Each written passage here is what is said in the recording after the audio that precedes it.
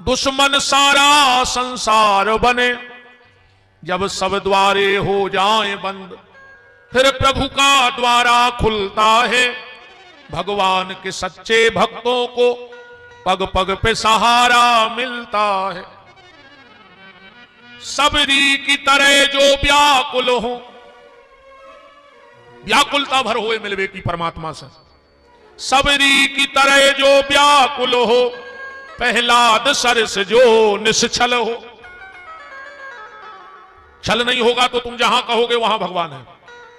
सबरी की तरह जो व्याकुल हो, प्रहलाद की तरह जो निश्चल हो।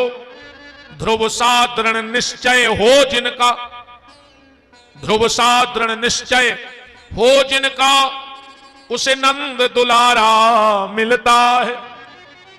अगर सबरी जैसी व्याकुलता, प्रहलाद जैसी निश्चलता और ध्रुव जैसा दृढ़ निश्चय हो जाए तो गारंटी है उसे जीवन में भगवान मिलेंगे। सबरी निकल पड़ी, अब जाए कहां? देखो, एक तो नारी शरीर, सबसे बड़ी दिक्कत तो नारी शरीर। और सबरी ने विचार किया कि मैं छोटी जाति में जन्म लेने वाली, तो मुझे कोई आश्रम में रखेगा नहीं और मुझे सेवा करनी है संतों की। तो सबरी दिन भर तो एक पेड़ के नीचे रहती और जैसे ही रात हो जाती तो वहीं समीपस्थ मतंग ऋषि का आश्रम था। मतंग ऋषि कौन है? मतंग ऋषि नाई समाज के थे। मतंग ऋषि की जाति क्या है? नाई। बहुत बड़ा आश्रम बनाए थे। इनकी माता थी ब्राह्मणी, मतंग की माता थी ब्राह्मणी और पिता थे नाई समाज से। इनको वैराग्य हो गया और इतना भजन किया कि ये स्वयं में सिद्ध हो गए। आश्रम बना लिया, कुछ 10-50 महात्मा साथ में रहते थे।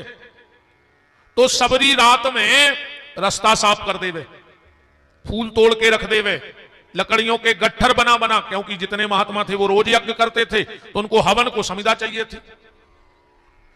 सब महात्मा विचार करें कि सेवा तो दिख रही पर सेवादार नहीं दिख रहा। और अब कलयुग में जो मचो है कि सेवा बिल्कुल नहीं दिखा रही पर सेवादारों की लेन लगी।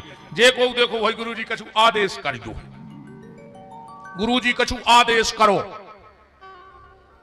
गुरु जी दिखाने सो सेवा चालू, और गुरु जी आंखों से ओझल भय, सेवा बंद। आजकल की सेवा ऐसी है, एक गुरु जी और 3 चेला बैठे थे, आटो धरे थे, टिक्कड़ बनाने थी। गुरु जी बोले कि जाओ रे केर को पत्ता तो टोल ले आओ, कोई पोषण ले भी आटो। सब चेला ने सोची मुंह जाने पर कह लो काहे गुरु जी, केर को पत्ता होत कैसो है, हम तो जानते ही नहीं, हम ले आए कहां से। दूसरे ने सोची अब हम पे तो नहीं, अब भाई हमसे कहे तो तुम जाओ।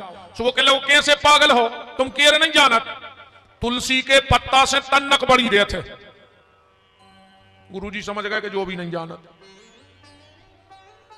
तीसरो बोलो सो 2 जनों में से को चले जा।